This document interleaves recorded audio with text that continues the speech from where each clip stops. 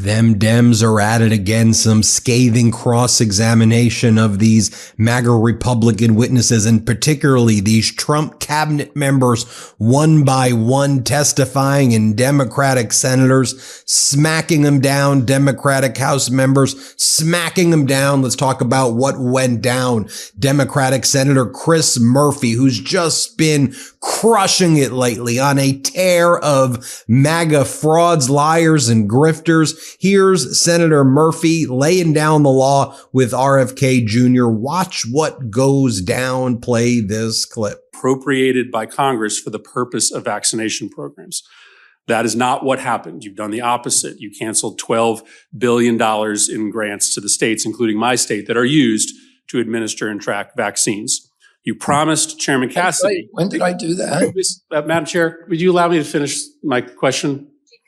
When did I do that?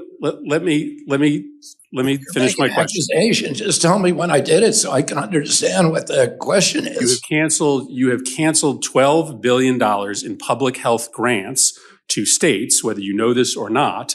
That funding is used by the states in part to be able to administer and dispense information about vaccines. Mr. Secretary, let me give you the full panoply of accusations, the things you said before this committee that didn't turn out to be true. You also promised Chairman Cassidy that the FDA would not change vaccine standards from, quote, historical norms.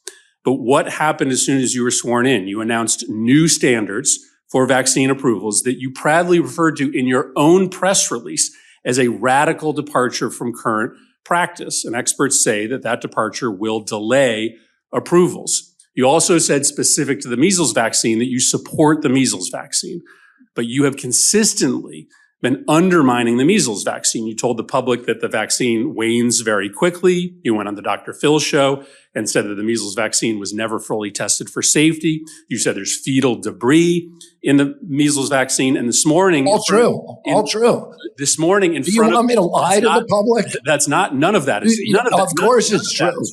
Of course it's true, Senator. You're Senator begging your progress. You do not know what you're talking about. For the record— Let's have a little bit of order so that you can get Madam your Chair, question I'm speaking. I didn't ask for a response yet. I understand. I'd like to lay out the predicate of my question before I'm interrupted by the witness. He should have some respect for this committee. Go ahead. Just this morning in front of the House of Representatives, you also said that you, in fact, would not recommend that kids get vaccinated for measles. You said you would just lay out the pros and cons. Okay, so this is the summation of everything that you have said to compromise people's faith in the measles vaccine in particular is contrary to what you said before this committee. You said you support the measles vaccine, but then you have laid out a set of facts that are contested, and I will submit information for the record from experts who contest what you've said about the vaccine. And the result is to undermine faith in the vaccine. It's kind of like saying, listen, I think you should swim in that lake, but, you know, the lake is probably toxic and there's probably a ton of snakes and alligators in that lake, but I think you should swim in it. What a humiliating appearance, not just for RFK Jr., who's the Secretary of Health and Human Services, but for the entire regime and, frankly, the entire United States of America, having someone so pathetic, by the way, who also testified, do not rely on me for any medical or health guidance. Dude, you're the Secretary of Health and Human Services. He goes, you don't want to follow my advice on vaccines. I know we don't. That's why you're not qualified for that position. Let's take a look at Democratic Senator Elsa Brooks from Maryland. Play this clip. Well, then can you name, sir, which office the Safe to Sleep campaign operates out of? Which campaign? Well, that's the one that the senator just asked you about 2 minutes ago that prevents babies from dying in their sleep. A 30-year program inside your agency. You would agree that it's important. I think it's part of HRSA or ACF. It's ACF. No, actually, it's in Health and Human Services. Yeah. And I think, and again, no, they're all within Health and Human Services, but the subdivision is ACF. No, actually, the name of the Protection of Children and Families. No, let me tell you what it is. The National Institute of Child Health and Human Development. This is actually the one that your aunt, Eunice Kennedy Shriver, is the person who it's named after. And you noted just a moment ago, the senator reminded you that although this is a very important agency, prevents babies from dying, this is the same one you fired every single person in this office as of April the 1st. You see, he doesn't even know the most basic things. Let's take a look at Democratic Senator Murray. Let's play this clip. But to delay her treatment by an additional 4 weeks. Now, an extra 4 weeks may not sound like a long time, but I will tell you, for stage 4 cancer patients like Natalie, this could mean the difference between life and death. Secretary Kennedy, how many staff have been cut from the NIH's clinical center? I want a specific number. I can't tell you that now, Senator Murray. What I can tell you is that if you contact my office tomorrow, I'll look specifically into that. Well, that is not acceptable. I want an answer back by that. She deserves it. I do it. She doesn't have much time. She deserves an answer back. Wouldn't you rather get her into that clinical trial as fast as you can? Absolutely. All right. So if you contact my office tomorrow, this is if that happened. You are here to defend your budget. I'm here to ask you questions about the impact of that. That's how you do it.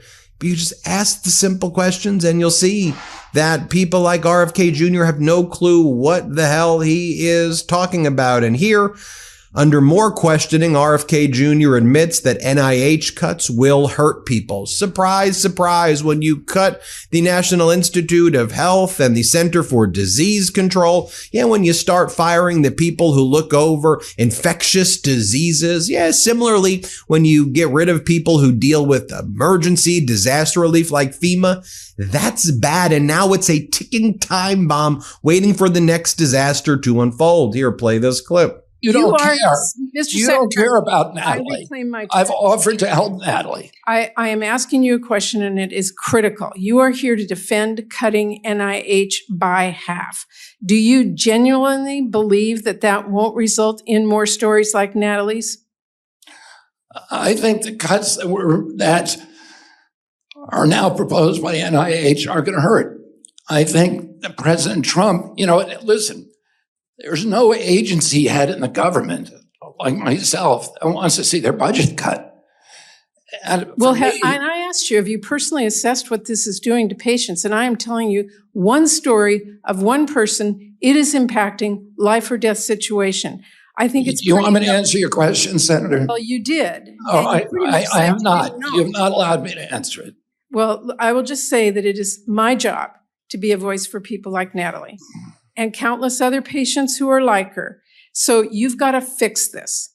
I want to know, and I want a personal update on Natalie's case, and you offered that. Please give that to me in the next 24 hours, and I expect details and transparency about the state of NIH clinical care. You contact my office, Senator, and I will do everything in my power to try to get Natalie into that. Listen, I'm the resident coffee geek here at Meidas. You all know that, so believe me when I say I wouldn't endorse just any coffee. But when I tried Trade, I knew it was on a whole different level. Let's be real, coffee's more than just a drink. It gives me life, and I refuse to settle for anything less than extraordinary. Here's what I love. Trade is the #1 US coffee destination, partnering with over 50 of the best roasters across the country. You just take a quick quiz, literally under a minute, and they match you with a coffee that's tailored to your taste. And if the first bag doesn't hit the mark, Trade will replace it for free until they get it right. That's real right there. Every bag is roasted to order, so you taste the freshness in every single cup. And the prices right on par with the grocery store, but the quality is next level. Plus, you're supporting local roasters. It's a total win-win. They recently sent me this incredible Ethiopian roast from Temple Coffee Roasters out of Sacramento. It had notes of milk chocolate, even a little berry fruit. I mean, it smelled insane the moment I opened the bag, and somehow it tasted even better. Right now, Trade is exclusively offering our listeners 50% off your 1-month trial at drinktrade.com/Meidas. That's drinktrade.com/Meidas, M-E-I-D-A-S, for 50% off. drinktrade.com/Meidas. Next up, you even have a Republican senator, Senator Cassidy here, asking a very basic question of RFK Jr. How will the NIH successfully do more with less? You fired all of these people, so how are you going to do better? To which RFK Jr. said, well, we got rid of diversity, so we're going to be much better. China doesn't have diversity. The hell is this guy talking about? Play this clip. How will the NIH successfully do more with less? How will we build those new scientists to find these cures and to compete with geopolitical rivals? Well, for one thing, Senator Cassidy, you're talking about neurodegenerative disease now. For example, ALS or Alzheimer's. ALS, right? The Chinese are not spending a lot of money on DEI, and we are cutting those studies. We're cutting studies on gain of function studies, and we're cutting grants to foreign scientists from adversarial countries, and particularly the Chinese, which have the 1,000 Talents program, which is openly trying to exploit U.S. research and take our IP. If you want to know what's really going on and what you should be worried about because of your cuts, because of your hateful and despicable rhetoric, your attack on science and scientists and researchers, you know who's recruiting our scientists? China, South Korea, Taiwan, Europe, Canada. They're out there saying, look, make a lot of money in our countries being a scientist and a researcher. The United States is no longer friendly to science. They attack and hate science. Look what the U.S. is doing to universities and Harvard. Just look what they're doing. Come to our country. We'll pay you well. We'll give you the life you deserve. So now we're having reverse brain drain, where there used to be brain drain from the rest of the world, and America would get the best and brightest scientists and researchers and academics and inventors. Now they're leaving the United States and they're being recruited by China and other countries. That's what's going down. Let me show you what went down when Senator Bernie Sanders was questioning RFK Jr. Play this clip. 68,000 people a year die because they don't get to a doctor when they should. Is healthcare a human right? Will you work with us to guarantee healthcare to every man, woman, and child in America? Well, I think you're asking two different questions. You're asking a philosophical question about whether it is a human right, like a constitutional right. As an attorney, I would say that it's not a right of a kind that we otherwise enshrine in the Constitution, because healthcare costs your neighbor money. If I smoke cigarettes for 20 years, I make that choice, which is my choice. I don't mean to, I don't have a lot of time. So I am here. If you're asking me a philosophical question, I gotta, give you a thoughtful answer. Within 30 seconds. Yeah. It's a problem. So, it's not like freedom of speech, which costs, everybody. But every other country, Mr. Secretary, every other country guarantees health care to all people as a right. Should we, as Americans? The objective is to get Americans the level of health care that they want, the choice, which Americans want. They don't want the choice to be uninsured. Well, but they don't want the choice to die because they don't get to a doctor on time. Americans prefer private insurance to other insurance sources. Now, our friend here at the MeidasTouch Network, Senator Tammy Baldwin, got her shot at questioning RFK Jr. Play this clip. The request for federal assistance was denied because of lack of staff. The entire childhood lead poisoning branch has been fired. In the words of a Milwaukee mom, it really sends a message of, you don't matter. I don't know what you would say to parents who must now test their children for lead and deal with school closures. But do you intend to eliminate this branch at CDC, yes or no? No, we do not. Okay. Because you cannot tell us that you want to make America healthy again when you are willfully destroying programs that keep children safe and healthy from lead poisoning. Congress dedicated $51 million in funding for this particular program. But when a community asks for help to prevent lifelong complications for children, and there is no one there to pick up the phone, and it's not because this program is ineffective, it's because you fired the entire team whose job it is to support communities like Milwaukee. If that money has been appropriated, we will spend that money. If it's been appropriated to Milwaukee, we will spend it in Milwaukee. I've spent a lot of time in Milwaukee It's to working on provide that issue. expert, and the entire staff has been fired. Another great clip here of Senator Elsa Brooks. Let's play it. You've been unable to answer specific questions. Sir, you are the wrong person for this job. And you had in this hearing today the unmitigated gall to say at the beginning of your testimony that China is ahead of the United States in healthcare because China does not have DEI. I didn't say that. Well, we can roll back the tape. You absolutely And did you will say find that. I didn't say that. That is absolutely what you said. I was talking about science, and I didn't say they're ahead of us. They're ahead of us in some forms of science, certainly not in healthcare.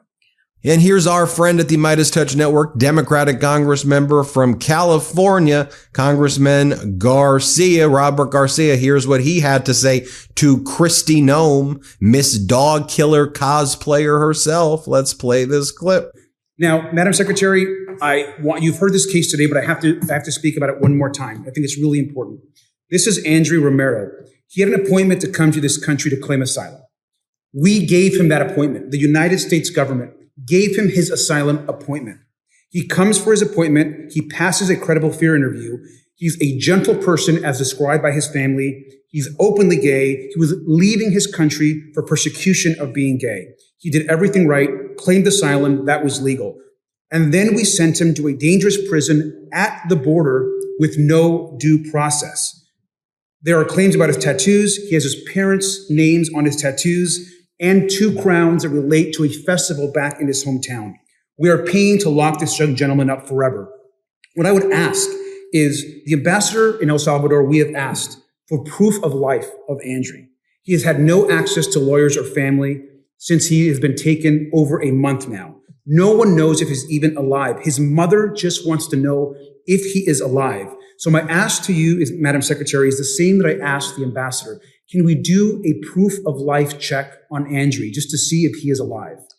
Congressman, we are utilizing the tools that Congress has given us to apply due process to individuals. We are doing that for every person, and we are making sure that we're following what you have given us as far as guidance and how things should be implemented. Would you commit to just letting his mother know, as a mother to mother, if Andrew is alive? He was given an asylum appointment by the United States government. We gave him an appointment. We said, Andrew, come to the border at this time to claim asylum. He was taken to a foreign prison in El Salvador. His mother just wants to know if he is alive. Can we check and do a wellness check on him? Our asylum applications are different than the granting of asylum, and I don't know the specifics of this individual case. This individual is in El Salvador, and the appeal would be best made to the president and to the government of El Salvador on this. We've This made is that not under my jurisdiction. and I Madam don't Secretary, have- you have said that CCOT in El Salvador is one of the tools in the toolbox that you have. You have said that and has been quoted as saying that. You and the president have the ability to check if Andrew is alive and if not being harmed. Would you commit at least into looking and asking El Salvador if he is alive? This is a question that's best asked to the president and the government of El Salvador. And I think you know very well that you could ask that question. What you are choosing to do, Madam Secretary, is disregard this young man's life, this young man's family, who was given an appointment by the United States. I think it is shameful that you won't even request to see if this young man is alive. His family has no idea, has no access to lawyers. I would hope that we would have the humanity to just check if this young man is okay. With that, I yield back. It's shameful. Next up, the freshman Democratic senator from New Jersey, Senator Kim, had his shot asking RFK Jr. some questions. Let's play it. Hey, I had a town hall. I had a fire captain show up to this town hall. Somebody who worked at Ground Zero. And he is somebody who said he was diagnosed with cancer. He said he's on borrowed time. And he was livid, absolutely livid about what he said, the administration gutting the World Trade Center health program. And we've talked through some of these cuts that have happened before, some staff cuts, some maybe brought back on, the administrator cut. I just need to hear from you. I promised this fire captain I'd ask you about this. What in the world happened? Why was the staff cut for this program? What are we to expect going forward? I restored the staff to that program. But why was it cut to start with? It was it was part of the overall budget cuts. Our agency was asked to make very, very serious budget cuts that were going to be painful, and some of them should not have been made, and that was one that should not have, and I reversed it. Were you unaware, or were you aware that the decision to cut NIOSH staff would cut that World Trade Center health program? Well, my agency is the biggest agency in government. It's twice the size of the Pentagon. It represents about 20% of the U.S. economy. We have hundreds of institutes and sub-agencies. We try to be as careful as we can about what we cut and what we didn't. We made a couple of mistakes. No, I don't think you were trying to be as careful as you can. I mean, that's the problem that we've seen by rushing these decisions. This was, I know, early in your time there. Senator, I understand. I understand that if you look at this from a distance, you'd say, why don't you just do this surgically and cut one person at a time? This agency has grown so big, so fast, and everybody who comes in says, I'm going to cut it down, and nobody's been able to do it. And there was an understanding that the longer that you wait, the more the inertia kicks in. And we had to act quickly so that we can do something for the American people that is lasting.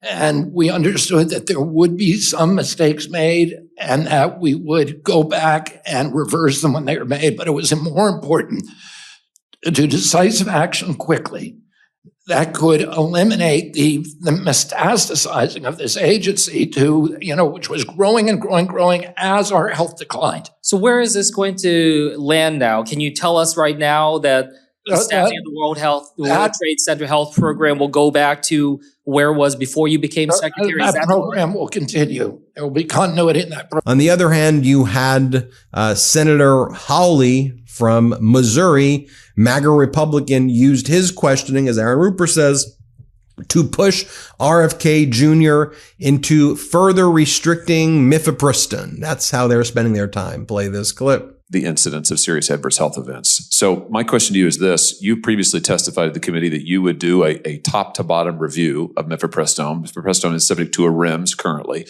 You have said you'll do a top to bottom review. Do you continue to stand by that? And don't you think that this new data shows that the need to do a review is in fact very pressing? I think the new data, first of all, it validates the CAS study, which is previously probably the most comprehensive data that we've seen on it. And it is, and it's alarming. And clearly it indicates that at very least the label should be changed. I've asked Marty McCary, who's the director of FDA, to do a complete review and to report back. Good. Now, this is the actual quote that just came from, as I said earlier, from Trump's Secretary of Health and Human Services. My opinions for vaccines are irrelevant. I don't think people should take medical or health advice from me. You're the Secretary of Health and Human Services. Here, play this clip. Something that might be helpful is you've previously said you vaccinated your children. Just because I think this is a helpful answer, and this isn't a gotcha, I promise. If you had a child today, would you vaccinate that child for measles? For measles, probably for measles. What I would say is my opinions about vaccines are irrelevant. I have directed Jay Bhattacharya.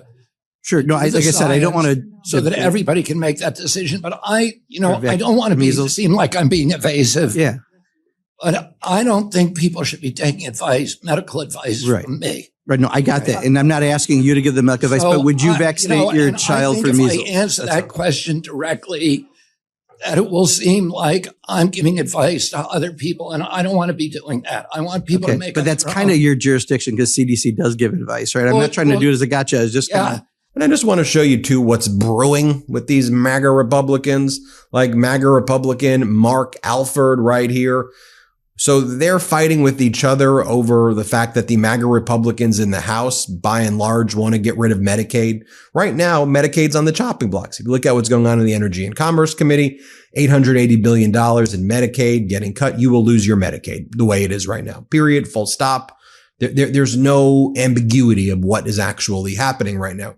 Now, vulnerable members in Congress, like some members in New York, for example, and other seats, they're worried that it could look bad if people lose Medicaid. They're not worried about people suffering and dying. They're worried about it looking bad.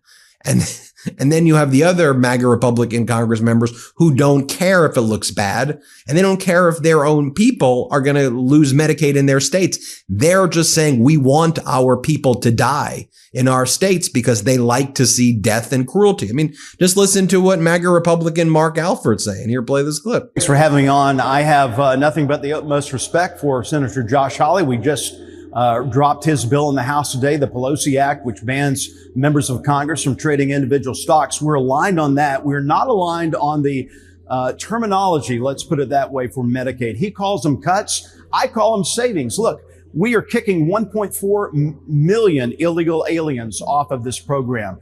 1.6 million Americans are now enrolled in Medicaid in at least 2 different states. We are finding the savings in these programs to come up with $900 billion. It was going to be $880. They've come up with $900 billion over 10 years. Savings so that we can properly fund the program for people who are truly in need of these services.